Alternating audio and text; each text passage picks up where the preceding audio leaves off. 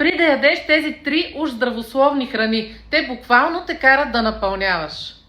Първо, това са протеиновите барчета. Уж фит, уж без захар, уж без не знам си какво. И всъщност това е една калорийна бомба, пълна с захари. Просто под друга форма поднесени.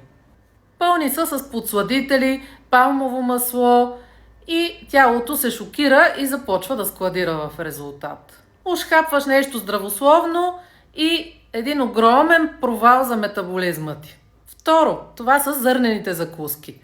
Нека да бъдем честни.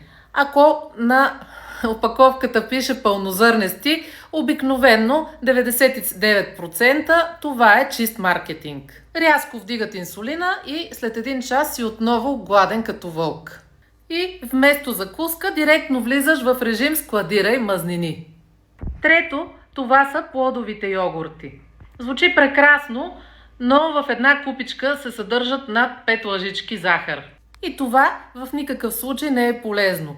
Това е десерт, дегизиран като здравословна закуска. В храната не е проблема. Проблема е в маркетинга. Докато си мислиш, че храната е фит, ти влизаш в този капан на маркетинга и съответно правиш едно огромно забавяне на метаболизма си. Ако и ти си уморена от уж здравословни храни, напиши да в коментарите.